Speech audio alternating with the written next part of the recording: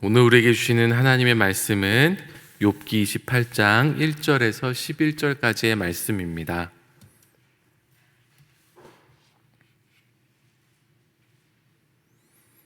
욥기 28장 1절에서 11절 말씀을 제가 봉독하겠습니다.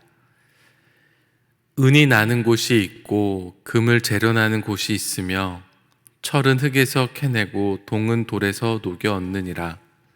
사람은 어둠을 뚫고 모든 것을 끝까지 탐지하여 어둠과 죽음의 그늘에 있는 광석도 탐지하되, 그는 사람이 사는 곳에서 멀리 떠나 갱도를 깊이 뚫고 발길이 닿지 않는 곳, 사람이 없는 곳에 매달려 흔들리느니라. 음식은 땅으로부터 나오나 그 밑은 불처럼 변하였도다. 그 돌에는 청옥이 있고 사금도 있으며 그 길은 솔개도 알지 못하고 매 눈도 보지 못하며 용맹스러운 짐승도 밟지 못하였고 사나운 사자도 그리로 지나가지 못하였느니라. 사람이 굳은 바위에 손을 대고 산을 뿌리까지 뒤엎으며 반석에 수로를 터서 각종 보물을 눈으로 발견하고 누수를 막아 스며 나가지 않게 하고 감추어져 있던 것을 밝은 대로 끌어내느니라. 아멘. 오늘 우리가 읽은 말씀은요, 욥기 28장의 전반부입니다. 참고로 욥기 26장부터 31장까지는 다 욥이 말하는 부분입니다. 그 중에 28장에서 욥은 무엇을 얘기하느냐? 인간이 가진 능력이 많지만 그것은 그러나 한계가 있다. 인간이 정작 삶의 문제에 대해서는 지혜를 갖추고 있지 못하다. 이 이야기를 28장에서 하는 거예요. 그런데 이제 본문을 나누다 보니까 11절까지 나누고 12절부터 얘기를 하는데, 그 11절까지가 인간이 참 탁월하다, 능력이 있다라는 얘기를 하고, 12절부터는 그러나 인간은 이런 지혜를 가지고 있지 못하다, 그런 이야기들을 해나갑니다. 잠깐 12절과 13절 한번 보세요. 그러나 지혜는 어디서 얻으며 명철이 있는 곳은 어디인고 그 길을 사람이 알지 못하나니 사람 사는 땅에서는 찾을 수 없구나. 정말 말하려고 하는 것은 이것입니다. 그래서 오늘 전체의 주제를 저희가 생각하면서 오늘 본문을 살펴보도록 하겠습니다. 1절에서 4절까지를 보면은요, 욥은 인간이 얼마나 놀라운 일을 할 수 있는가를 말하기 위해서 광부를 예로 들고 있습니다. 이 광업이 그 당시에 최첨단의 기술이었기 때문이에요. 인류 역사를 나눌 때 청동기 시대, 철기 시대 나누는데, 욥이 살던 시대는 철기 시대 이후라고 볼 수가 있습니다. 그렇게 광업이 발달했는데 그게 최첨단 기술이었어요. 그래서 그런 일들을 이야기하면서 사람이 얼마나 대단할 수 있는가를 얘기하는 건데, 마치 우리로 치자면은 인공지능, 아니면 인터넷의 발달, 그런 거를 이야기하는 것과 같습니다. 본문을 보시면은요, 은, 금, 철, 동과 같은 금속은 자연에서 쉽게 얻을 수 있는 게 아니죠. 광석을 캐내어 재련하는 일련의 과정을 거쳐야 얻을 수 있습니다. 1절과 2절에서 욥은 흙과 돌에서 금속을 뽑아내는 인간의 능력이 얼마나 대단한가를 말하고 있습니다. 3절과 4절에서는 사람이 이 광석들을 구하기 위해서 땅속 깊은 곳까지 탐사하고 찾아내고 위험한 갱도를 뚫고 깊은 곳까지 들어가 광석을 캐낸다는 사실을 언급합니다. 이거는 다른 동물들이 갖추지 못한 능력이에요. 이러한 인간의 기술과 지식을 살펴보면 감탄이 절로 나오곤 합니다. 5절에서 8절까지를 보면 욥은 사람이 다른 동물들이 도무지 볼 수도 없고 알 수 없는 곳까지 들여다보고 그곳에 무엇이 있는지를 알고 있다고 언급하는데요, 5절과 6절에서는 땅에서 음식, 곧 곡식들이 자라는 것은 어떤 생물이나 알 수 있지만 그 밑에 뜨거운 용암이 있으며 청옥과 사금과 같은 보석과 귀금속이 있다는 사실은 인간만이 알고 있다고 말합니다. 7절과 8절에서 욥은 사람이 솔개나 매와 같은 시력을 가지고 있지 않음에도 그 새들이 보지 못하는 것을 보고 사자와 같은 용맹한 짐승들도 가지 못하는 곳을 간다고 말합니다. 사람이 신체적으로는 동물보다 뒤져요. 그런데 어떻게 이들을 앞설 수 있을까요? 그것은 바로 이런 지성이기 때문이에요. 그것을 지식과 지혜가 있기 때문이라고 욥이 이야기합니다. 사람이 가진 지혜로 정말 놀라운 일들을 행할 수 있죠. 인간은 신체적 능력이 대단해서가 아니라 지적 능력이 대단해서 많은 일들을 합니다. 9절에서 욥은 사람이 굳은 바위를 조각하고 산을 뿌리까지 뒤엎을 정도로 능력을 갖췄다고 말합니다. 10절과 11절에서 그 단단한 바위에 물이 흘러갈 길을 낼 수 있을 뿐 아니라 물이 스며 나가지 못하도록 막을 수도 있고 땅속에 숨어있는 보물을 눈으로 발견할 수 있을 뿐 아니라 감추어져 있던 것을 밖으로 이끌어낼 수 있는 능력을 가진 것이 바로 사람이라고 이야기합니다.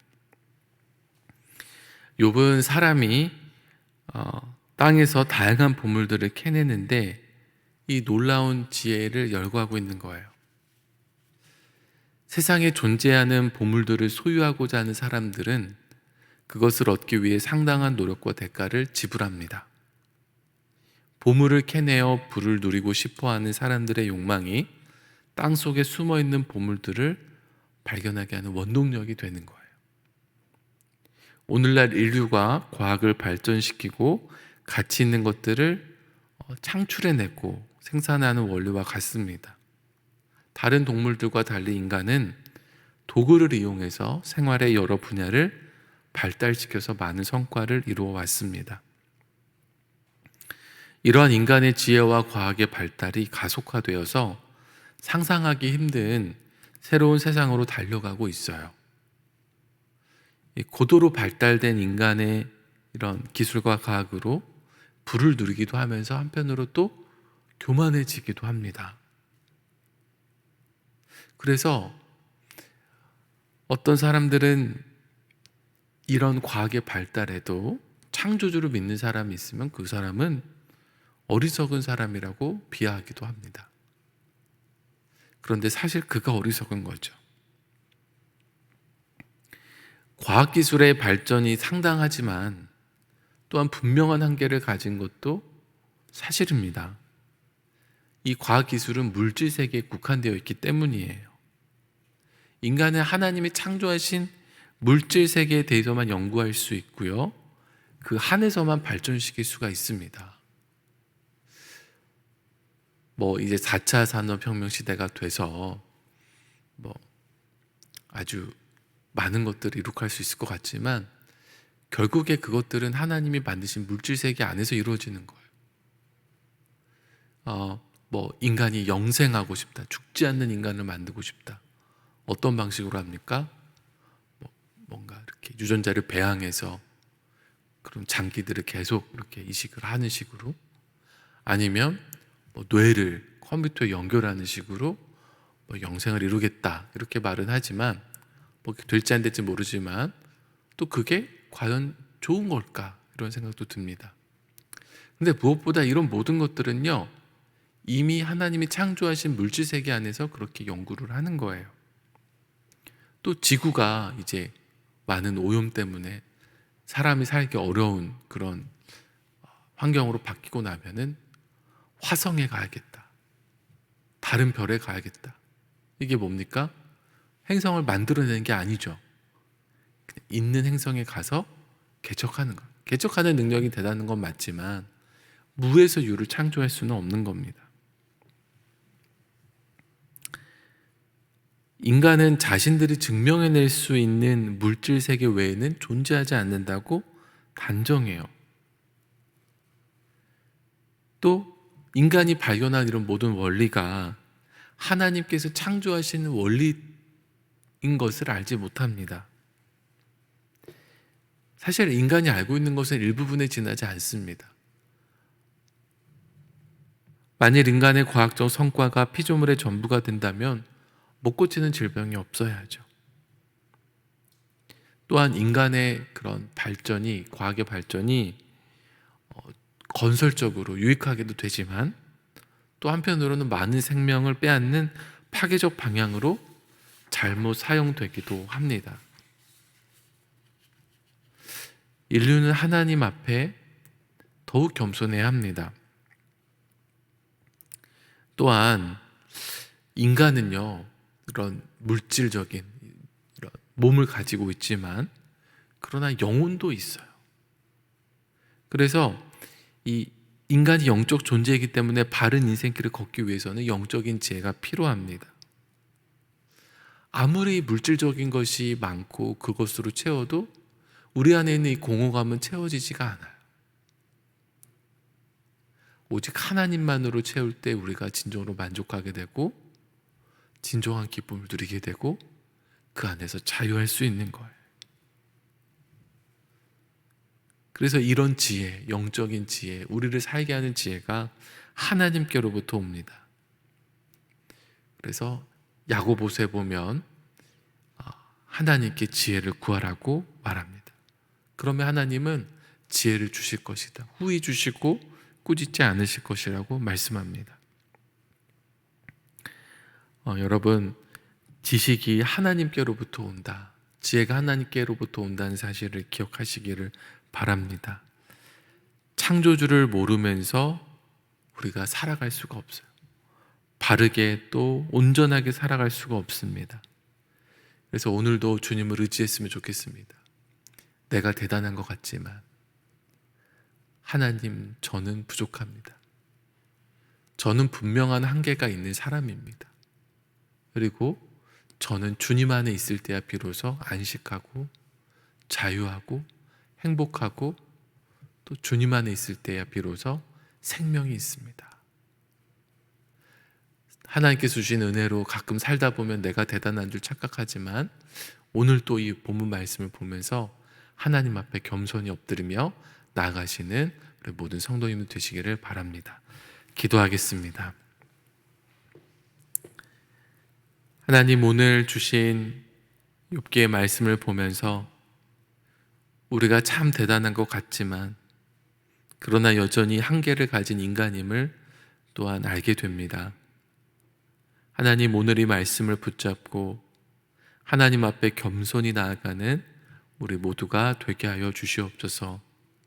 이 아침에 거룩한 성령으로 우리 마음을 주장하여 주셔서 주님께서 주시는 생명, 주님께서 주시는 지혜로 충만하여서 오늘의 하루도 승리하며 살아가게 하여 주시옵소서.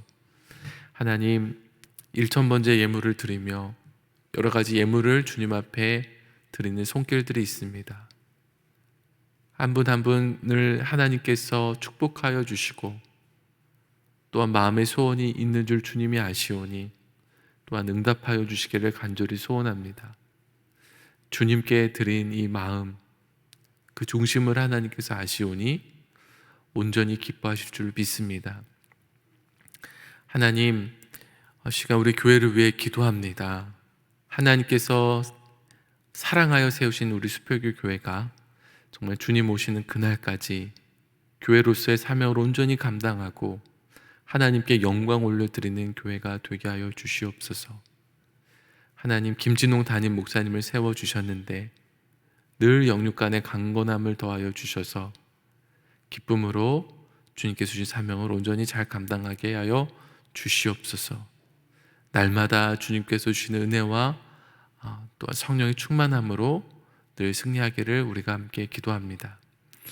하나님, 또한 우리 성도님들 한 분 한 분들을 주님께서 지켜주시고 또한 인도해 주시기를 원합니다. 우리의 그런 다양하고 치열한 삶 가운데 하나님께서 늘 동행하여 주시고 건강도 주시고 또 그 마음의 생각도 지켜주시고 늘 믿음 안에서 굳건하게 하여 주셔서 흔들림 없이 승리하는 주의 백성들이 다 되게 하여 주시옵소서. 특별히 육신의 질병으로 인하여 고통당하는 교우들이 있습니다. 주님께서 치료하여 주시고 회복시켜 주시고 특별한 은혜를 더하여 주셔서 이 어려운 시기를 잘 이겨내게 하여 주시옵소서. 코로나 시대에 또 경제적으로 매우 어려운 이 시대에 경제적인 문제로 인하여 고통당하는 가정들도 있습니다. 매일 먹을 것과 입을 것을 주시는 하나님 아버지, 그들에게 필요한 것들을 하나님께서 늘 공급하여 주시고 또 앞길을 한 걸음 한 걸음 인도하여 주셔서 부족함이 없게 하여 주시고 고난 중에 있을지라도 마음의 평안과 기쁨을 잃지 않게 하여 주시옵소서. 우리 자녀들을 위해 기도합니다. 어제 수능을 본 자녀들 주님 위로하여 주시고 또 새 힘을 더하여 주시고 시험 결과가 어떻든지 하나님 용기를 내어서 끝까지 이런 입시에 집중할 수 있도록 하나님 함께하여 주시옵소서. 군대에 나가 있는 자녀들, 유학 가 있는 자녀들, 취업을 준비하고 있는 자녀들, 결혼과 출산을 앞두고 있는 자녀들 하나님 기억하여 주시고 정말 날마다 주님을 의지하면서 이 과업들을 충실히 해낼 수 있도록 인도하여 주시옵소서. 이 아침에 기도하며 나아갑니다. 성령께서 우리의 마음과 생각을 주장하여 주시고 주님 앞에 친밀히 나아가는 이 시간이 되길 원하며 우리 주 예수 그리스도의 이름으로 기도합니다. 아멘.